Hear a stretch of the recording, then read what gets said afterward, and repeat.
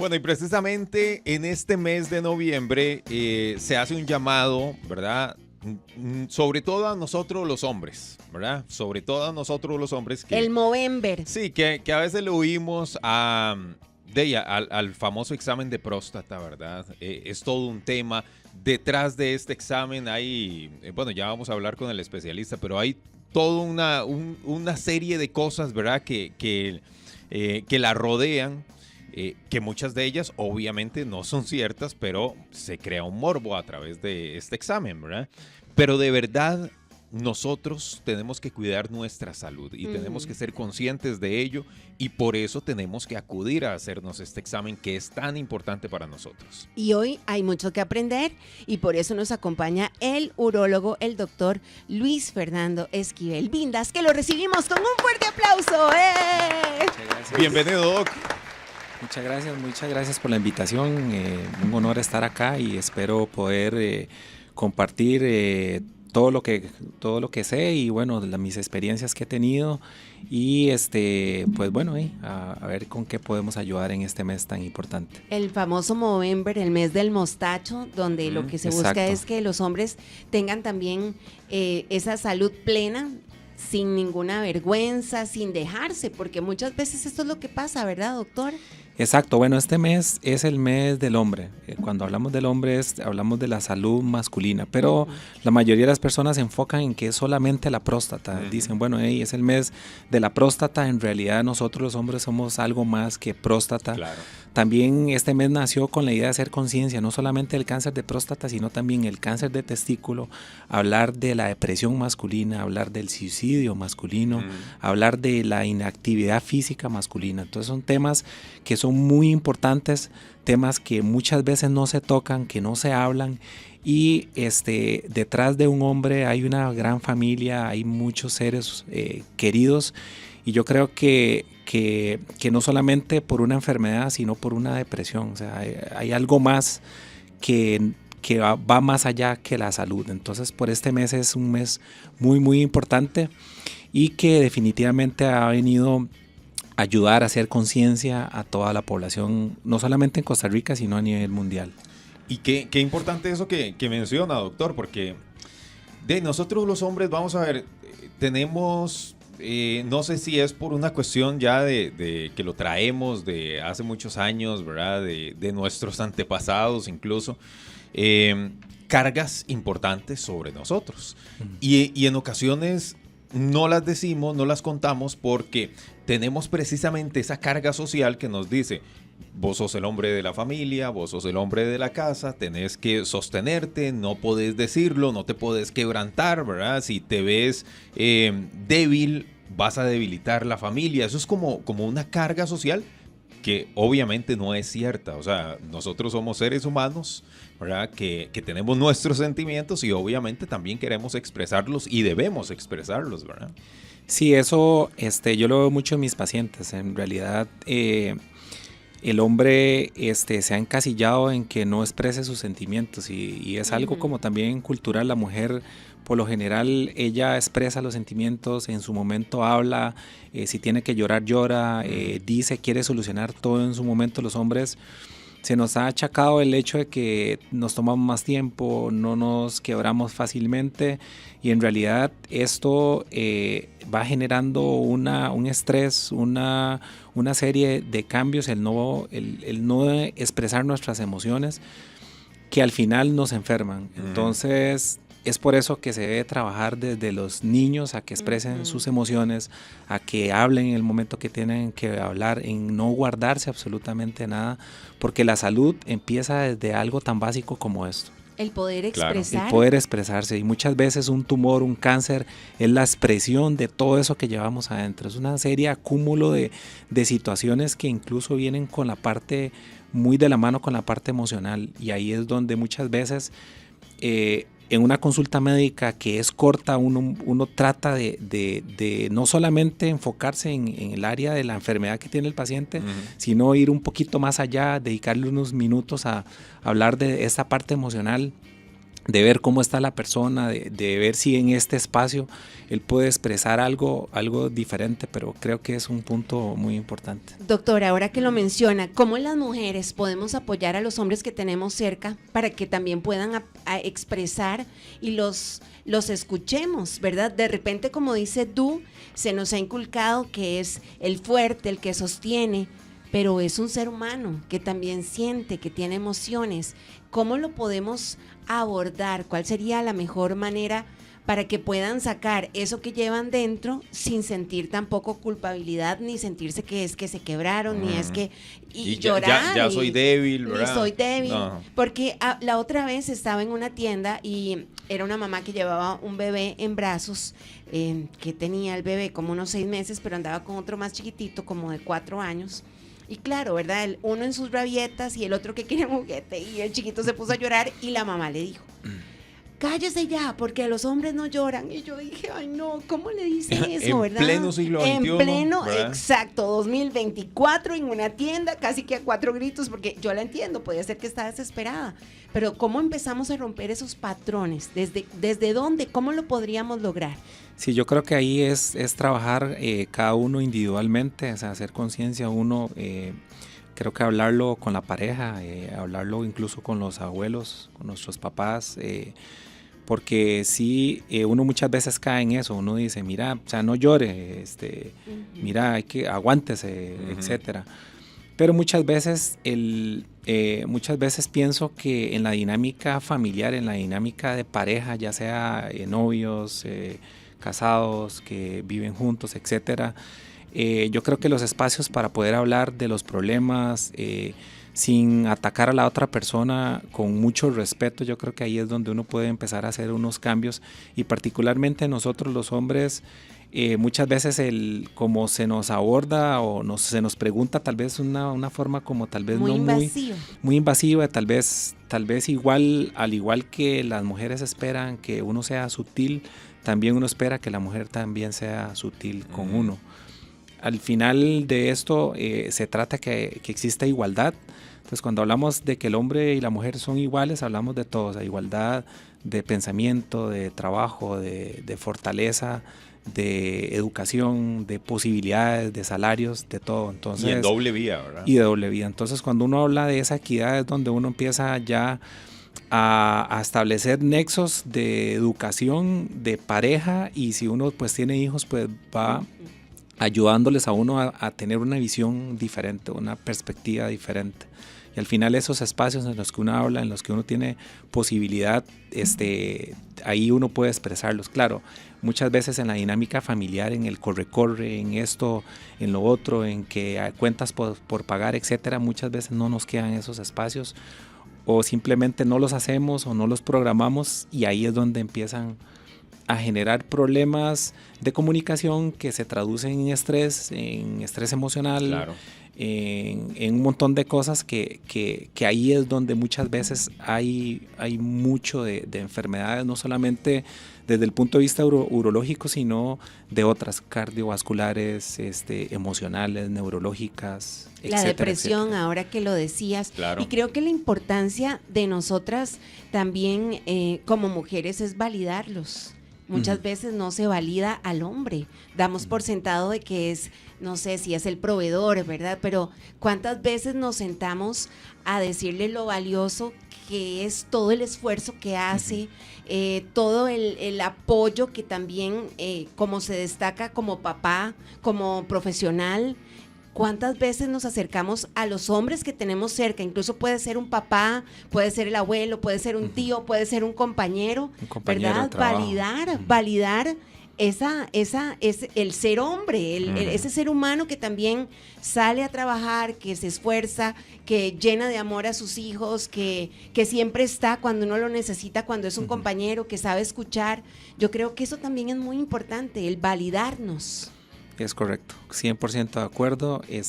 Creo que uno debería emocionalmente pues hacer eso, o sea, validar a las personas que nos rodean, felicitar a los que obtienen logros, a los que no, hablarles, a los tíos, a nuestros papás, por supuesto, abuelos, suegros, etcétera. Uno debería tener más empatía con eso. Sí, ¿verdad? Así como cuando uno se enoja y hace berrinche. Claro. Y cuando uno hay cosas que no le gusta de la pareja, ¿verdad? Yo creo que también esos espacios para poder validarnos son muy importantes. Claro, y ahí es donde empezamos a romper también con todos los temas, incluso físicos o de salud. ¿Verdad? Porque en muchas ocasiones decimos, ¿para qué lo voy a decir? ¿Para qué voy a decir que tengo una molestia de esto? ¿Para qué voy a decir que me duele aquí o que siento esto? Si no va a pasar nada, ¿verdad? Igual yo no tengo por qué andar en esas, dirían muchas personas. Y lo digo porque ahora antes de entrar le comentaba al doctor que mi papá precisamente pasó una situación complicada y bueno, precisamente falleció por el cáncer de próstata. Y esto fue porque él nunca lo dijo, ¿verdad? Tal vez sentía molestias o pasaba algo en él y no lo decía precisamente porque tal vez en su pensamiento de antaño, ¿verdad? Pues eso se lo impedía. Al final de cuentas, pues esto fue lo que llegó a llevarse su vida, ¿verdad? Al final de cuentas. Entonces, con todas estas situaciones, yo creo que es ir rompiendo todos esas cadenas, ¿verdad? Que se arrastran. Y bueno, ver los ejemplos, ver los espejos que tenemos en nuestra propia casa, ¿verdad? Por ejemplo, yo en mi caso, de mi papá. Por eso fue que acudí a hacerme el examen también. Y quedamos justamente en que la salud masculina no solo se limita a los testículos, a un pene, a la parte reproductiva, sino que va más allá, a un ser humano integral, donde vemos la parte emocional, la parte también deportiva, la parte humana, de relaciones, es un todo. Pero vamos a tocar justamente ahorita el tema de poder realizarse estos exámenes que a veces la gente dice, ¿será que me toca el ¿cómo se llama? El tacto rectal. Ajá, el tacto, los exámenes de antígeno sangre. prostático. Exacto. Explíquenos, doctor, porque hay más de uno que no ha ido, ¿verdad? Porque hay mucho mito y miedo. Douglas acaba de ir recientemente. Ayer, precisamente. ¿Y cómo te fue, amigo? Bien, gracias a Dios, todo bien. ¿Incómodo? Es incómodo, sí, no lo voy a negar, pero de ahí hay que salir de eso. Hay que salir de eso precisamente por salud, lo que estamos hablando. Nos decías que cuando hay riesgos después de los 40, o sea, cuando hay algún antecedente, ya todos los años es prácticamente que tiene que realizarse este examen. Es correcto. Bueno, para cáncer de próstata específicamente hay factores de riesgo. Entonces, cuando tenemos un paciente con factores de riesgo, son esos que tienen que ir año a año. ¿Cuáles son los factores de riesgo? Herencia, muy importante. El fumado es un factor de riesgo. Antígenos arriba de 1, la raza afroamericana. Ya la edad, 65 años, se convierte en un factor de riesgo. Entonces, según las guías internacionales, deberíamos hacer nuestra primera visita al urólogo a los 40 años. Eso no significa que a los 40 años ya nos van a realizar el primer tacto rectal, sino que en base al antígeno prostático, a los factores de riesgo, a la historia clínica que le realicemos al paciente, ahí vamos a decidir si el paciente necesita el tacto rectal o no.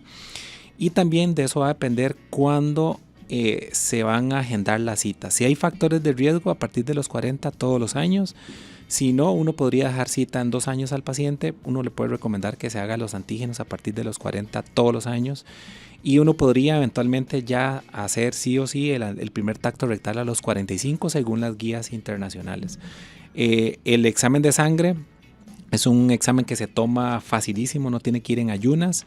No es necesario en ayunas. No necesario en ayunas. Sí se recomienda que la persona, después de que no haya tenido ninguna eyaculación 3 días antes, o si se realiza un tacto rectal, esperar 3 días. Entonces son como 3 días que hay que esperar para tomar el antígeno prostático, ya que se puede alterar un poco la muestra. Y después el examen físico, cuando ya se decide realizarlo, en realidad es muy sencillo. Es un examen físico que el tacto rectal dura menos de 10 segundos, súper rápido. Uno revisa bien el lóbulo izquierdo, el lóbulo derecho, rapidísimo. Y muchos pacientes llegan con tanto miedo que cuando uno termina dice, ¿cómo? Ya terminó. Y así como, es como mucho mito alrededor. Dice, tanto sí, que sufrí, tantas horas que me desvelé y no, hombre, o sea, que no puede ser posible. Yo, bueno, por dicha que vino, ya se revisó y pues todos los pacientes que dan el paso adelante, yo creo que es de felicitarlos. ¿Qué cosas no se dicen en un examen de sangre que sí da un tacto rectal? Bueno, esa es una muy, muy buena pregunta. Resulta que el antígeno prostático no es 100% específico de cáncer de próstata. Eso significa que se puede elevar por otras situaciones. Y la causa número 1 de elevación del antígeno prostático es la prostatitis aguda o crónica. Entonces, si tenemos un antígeno alto, lo más probable es que la próstata esté inflamada y que no sea un cáncer, pero no podemos confiarnos. El tacto rectal sí es sumamente importante. Bueno, ¿por qué? Porque resulta que hay cáncer de próstata que el antígeno prostático está normal, pero hay cáncer. Y los cánceres de próstata más agresivos cursan con antígenos prostáticos normales. Entonces, muchos pacientes dicen, bueno, me salió el antígeno en 2, no voy a ir al urólogo, la verdad es que me voy a ahorrar la plata, la verdad es que no tiene sentido.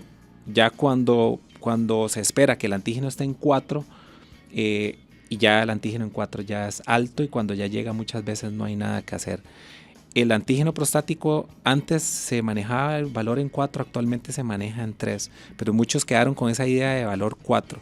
Si un paciente de 45 años tiene un antígeno en 3.5 y dice, mira, no he llegado a 4, ese paciente ya por la edad que tiene debería tener el antígeno más bajo, y ahí es donde uno, cuando ya llega el paciente, hace el tacto rectal y ahí es donde uno siente algo anormal, siente un nódulo, una zona dura, una zona asimétrica, y si uno siente un tacto rectal anormal, ese paciente va a necesitar biopsia para saber si hay cáncer o no.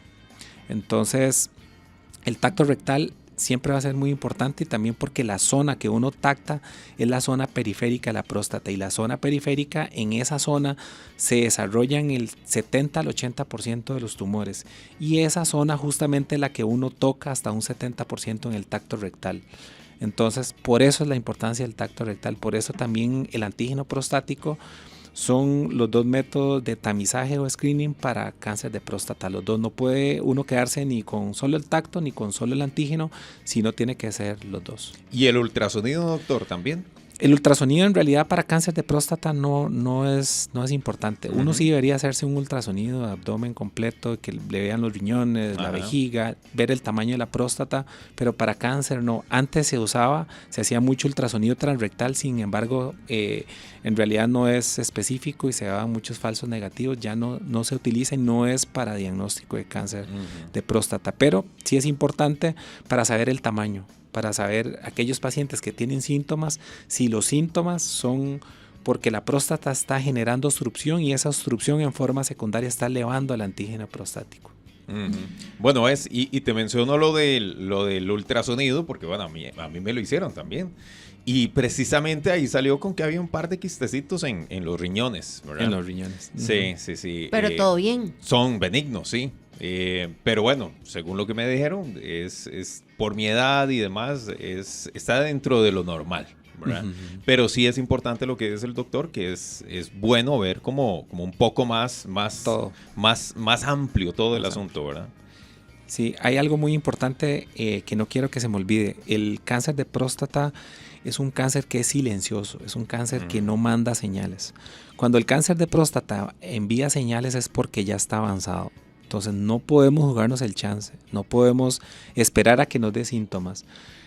Miles de historias de personas súper jóvenes que cuando llegaron tarde, y esa es la meta de nosotros, los especialistas en urología. Captar esos pacientes, hacer diagnósticos tempranos para ofrecerles tratamiento, cirugía, radioterapia, tratarlos, ¿para qué? Para que ellos puedan continuar viviendo, continuar disfrutando de la vida. Y yo creo que eso es lo más valioso, hacer diagnósticos tempranos para poder ofrecer diversas modalidades de tratamiento que le permitan a la persona pues vivir plenamente y evitarle complicaciones, porque cuando se llega tarde ya es más difícil, ya la limitación de los tratamientos es otra. Y yo creo que el concepto que tenemos que tener claro es que no vamos a tener síntomas. El cáncer de próstata, si da síntomas es porque está avanzado, es un tumor silencioso. Entonces, para todos los hombres mayores de 40 años, ojo con eso, por favor. Ahora, aquí están preguntando, de hecho, que a qué edad se debe iniciar el chequeo. Sí, a los 40. Diría 40. que la primera visita a los 40 años. Adelante, Edu. Ya se me fue lo que le iba a preguntar al doctor. Yo le iba a preguntar, doctor. Ahora estábamos hablando, y son cosas que pasan. O sea, los hombres no se tocan. Los hombres, bueno, sí se tocan para otras cosas.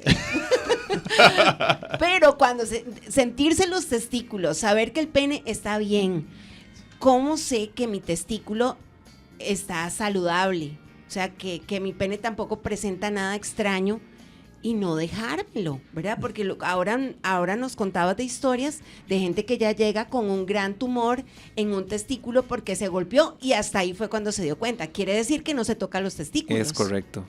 Yo creo que eso sí es algo que es muy importante. El tumor de testículo es muy frecuente.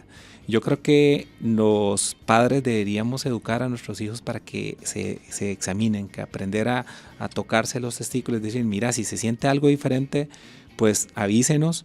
Y bueno, yo creo que siempre deberíamos educar a los hombres jóvenes para que se hagan el autoexamen testicular. Normalmente la consistencia del testículo es una consistencia suave. Los testículos uno tiene que sentirlos como simétricos. Cuando uno siente como un aumento de consistencia, como algo duro, ojo, ahí es donde uno tiene que consultar. Y muchas personas se sienten algo diferente, se sienten una masa y les da miedo. Les da miedo decirle a los papás, les da miedo decirles a un amigo. Independientemente de la persona, si se sienten algo diferente, hablen con el amigo, hablen con un primo de confianza, hablen con un tío, hablen con los papás, con un hermano, con la hermana. O sea, hay cosas que no podemos dejar pasar. Y si vemos algo diferente, si nos sentimos algo duro, si vemos alguna deformidad, tenemos que consultar. Y no solamente en nuestros genitales, sino en cualquier parte del cuerpo. Se supone que el lado derecho e izquierdo son como en espejo. Si uno nota asimetrías en nuestro cuerpo, tenemos que consultar. Las mujeres, las mamas, el autoexamen de mamas, ¿quiénes se las realizan? ¿Quiénes sí, quiénes no? Bueno, nosotros los hombres tenemos que acostumbrarnos a revisarnos nuestros testículos. Si sentimos algo diferente, pues tenemos que dar ese paso y bueno, pues esto hay que educar desde pequeños. Yo pienso que desde la escuela debería educarse y hacer más énfasis todavía en el colegio. Ahora, doctor, la tasa de mortalidad en cuanto al cáncer de próstata, por ejemplo, ¿ha variado, ha subido? ¿Cómo ha estado el asunto? O sea, porque obviamente estas campañas se hacen precisamente para no llegar a esa mortalidad o bajar más bien esa tasa. ¿Ha variado? Mira, la tasa ha aumentado. Lamentablemente Costa Rica está en el mapa de mayor incidencia de cáncer a nivel mundial. Estamos en la parte, hay un mapa, los países que están en rojo, alta incidencia, Costa Rica está en uno de ellos. Ha aumentado, el número de casos es cada vez mayor. Con estas campañas, con el mes de la salud masculina, como que uno nota que sí hay un cambio, ya las personas van un poco más y sobre todo se están haciendo diagnósticos más tempranos, pero aún se nos está quedando muchos pacientes que ya llegan tarde y pacientes jóvenes todavía, 50, 48 años, que con familias súper jóvenes, que lamentablemente la evolución ya es más rápida, ya no es quirúrgico y ya se llega tarde. Ya esos pacientes son los que queremos diagnosticar temprano. Pero si la incidencia en nuestro país es alta, hay que tomar en cuenta eso. Nosotros tenemos la obligación de tomarlo en cuenta y decir, no, o sea, si me va a dar un cáncer, me va a dar el cáncer, pero bueno, si me lo diagnostican a tiempo, eso va a marcar una diferencia abismal. Claro. Completamente diferente. Ahora, por aquí están consultando, dice, mi abuelo murió de cáncer de próstata, de la misma manera, inicio a los 40. ¿Cuántas generaciones para atrás, digamos, deberíamos nosotros considerar o cuántas se toman en cuenta precisamente para...? Mira, papá, abuelo. Ya el bisabuelo ya no tanto, o los tíos sí se toman en cuenta, pero ya tíos, abuelos no, en realidad. Pero sí, el abuelo, papá en primer orden son como los más importantes, los tíos. Todos los pacientes que han tenido el papá o abuelos o tíos deberían consultar desde los 40 años. Deberían acercarse y decir, bueno, me toca ir. Y no solamente es ir a una consulta privada, sino también la caja tiene programas muy importantes donde el paciente se acerca, se le hace el examen, le hacen el tacto rectal. Si el médico general siente algo diferente, lo envía y lo refiere con urgencia al hospital, a la cita de urología, y ahí ya se da el abordaje. Pero pienso que lo más importante es pues dar ese paso. Y también, ojo, que también el fumado es un factor de riesgo, no solamente para cáncer de próstata, sino para muchos tumores. Las personas que fuman tienen que ir a consultar también. Bueno, mi papá fumaba como una chimenea. ¿De verdad? Sí, desde los 14 años. Dejó de fumar a los 60, pero bueno, yo creo que ya fue... Todo el acumulado. Ya fue suficiente, ¿verdad? Sí, todo ese tiempo. Ahora, los exámenes, doctor, el antígeno prostático y el tacto, tienen que ir siempre juntos, uno no sustituye al otro. ¿Cómo es el asunto? ¿Y cuáles son los rangos para saber que están bien? Bueno, el rango en realidad uno no sustituye al otro, tiene que ser los dos. Guías internacionales son claras: el screening, tamizaje para cáncer de próstata, antígeno y tacto rectal. El valor del antígeno prostático debería ser menor de 3 para toda la población. ¿Si le salen 3? Si le salen 3 está como muy limítrofe, eso va a depender también de la edad. Siempre la edad también es algo a tomar en cuenta, es algo muy importante. No es lo mismo tener un paciente de 75 años con un antígeno en 3 que un paciente de 45, 46 años con un antígeno en 3. Ya por eso es que antígenos arriba de 1 se consideran un factor de riesgo. ¿Por qué? Porque hablando de probabilidades, hay una escala o hay diferentes estudios que, dependiendo del nivel del antígeno prostático, se hacen proyecciones de cuál es el riesgo de cada paciente de tener en algún momento cáncer de próstata. Por ejemplo, si uno tiene un antígeno abajo de 1, eso no le excluye que exista un porcentaje de probabilidad de que uno tenga cáncer. La probabilidad de un antígeno menor a 1 anda por el alrededor de 4 o 5%. Ya arriba de 1 ya esos porcentajes aumentan, entonces ya las guías indicaron que antígenos arriba de 1 se considera un factor de riesgo. Esos pacientes hay que observarlos, hay que seguirlos. Igual hay algo que se llama velocidad de crecimiento del antígeno prostático, que es que si yo ahorita tengo antígeno en 1, en 0.8, y el año que sigue está en 2, el antígeno pasó muy rápido, tuvo una velocidad de crecimiento muy rápida, mayor a 0.7, y eso va a hacer que mi urólogo ponga un poco más de atención y tome en cuenta eso para ver si tiene que hacer algún estudio adicional. Por aquí nos preguntaban, doctor, que si la circuncisión puede ayudar a tener una mejor salud sexual. Bueno, en realidad la circuncisión ayuda mucho con el tema de la higiene, más que todo. Hay pacientes que sí tienen condiciones anatómicas desfavorables, no pueden retraer bien el prepucio, tienen anillos que le impiden completamente retraerlos, o incluso las erecciones se vuelven dolorosas. Entonces esos pacientes son los que uno eventualmente selecciona y realiza la circuncisión. Sí se habla que la circuncisión puede disminuir la incidencia o el riesgo de adquirir una enfermedad de transmisión sexual. Sin embargo, la indicación de realizar una circuncisión no va a depender de un montón de factores. Sí ayuda a la higiene, ayuda a disminuir el riesgo de enfermedades de transmisión sexual, la circuncisión en general. Muy bien, pero no exactamente va a afectar o va a incrementar la parte sexual. No, para nada. Ok, muy bien. Sí, con la sensibilidad y todo eso no afecta. Mira, algunos al inicio no se afecta, algunos después de la cirugía el glande es como más sensible del usual, pero luego ya se estabiliza. Sí hay algunos que dicen como que sí hay alguna pérdida de sensibilidad, pero al final no afecta como como la parte sexual en general no se ve afectada, no hay ningún problema con este tema. Doctor, tenemos ya 2 minutos, minutos para ir cerrando. En recomendaciones generales más que todo para todos los hombres que tengamos en consideración no solamente en el mes de noviembre, sino siempre. Bueno, recordar que el tumor de próstata es silencioso, recordar que también tenemos que revisarnos los genitales, recordarnos que tenemos que nosotros ser entes, tenemos que ser de nuestro núcleo familiar también educar a nuestros familiares, hablarles del tema, hablar con toda la sinceridad. Sin tapujos y animar a dar un paso adelante. Nuestros seres queridos, tíos, primos, etcétera, podemos ayudarles, podemos hablar con ellos. Y también algo muy importante, no olvidar los estilos de vida saludables, el deporte, dormir, alimentarse bien, buscar formas de desestresarnos, participar de las actividades familiares, ir al parque, ir a la playa, caminar descalzos, abrazar árboles, asolearnos, escuchar música o buscar pasatiempos.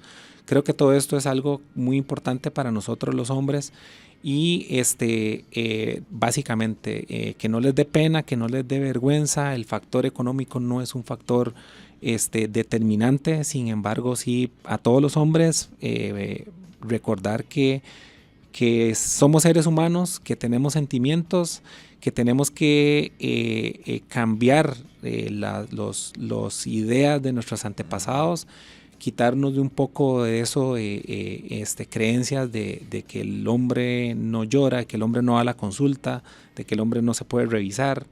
Entonces tenemos que dar ese paso, todos. Excelente. Hoy contamos con el urólogo, el doctor Luis Fernando Esquivel Vindas. ¿Así lo pueden encontrar en las redes sociales? Sí, claro. Perfecto. Bueno, muchísimas gracias. Excelente información hoy que suma a todos los hombres maravillosos que siempre nos escuchan. Estás a un clic de distancia. Suscríbete a nuestro canal de YouTube y sé el primero en descubrir todo el contenido.